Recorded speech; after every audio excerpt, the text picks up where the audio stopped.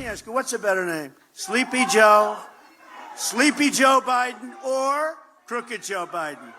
I did much better against, in those days I called him Sleepy Joe Biden, but I like Crooked Joe. Just the other day in Georgia, 3,600 votes that were duplicated so that you had double votes. Almost all of them were for Sleepy Joe Biden, right? The head of the pipeline union endorsed Sleepy Joe Biden. Sleepy Joe, it's a name Donald Trump frequently uses to attack President Biden, which is kind of ironic considering that Trump today appeared to fall asleep in court. That was according to reporters who were in the room.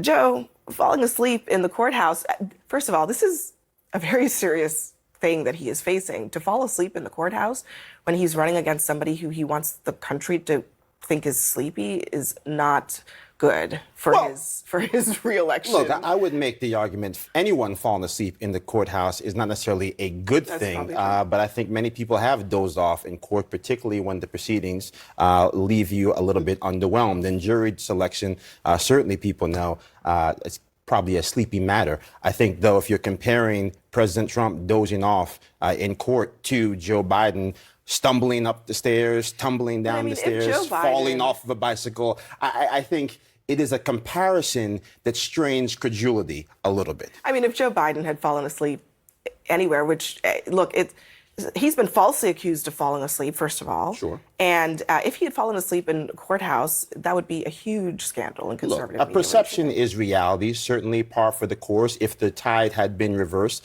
I think Republicans would have been screaming. But what we're really talking about is, do the American people believe Joe Biden is up for the job? Do they believe Donald Trump is up for the job? And I think that if you are of the opinion that this instance of President Trump dozing means that he is not fit to hold office, then you should probably be trying to bring up Jill Biden and the entire DNC for elder abuse. So that's just the way I look at it. I think it's the way many Americans look at it. And I think it's why Democrats go out of their way to try to de-emphasize the perception that Joe Biden is quite literally not up for the job. I think President Trump has certainly been on the trail quite often. The issue is, will the media actually cover it? And when they do cover it, what will they say about it? I think also, yes, it doesn't feel real because the Democratic Party went out of their way to quite literally shut down the primary process. They basically told the people of New Hampshire, thanks but no thanks. Your wine tasting of the electorate days are over. They told the people in Florida that their input was no longer welcome.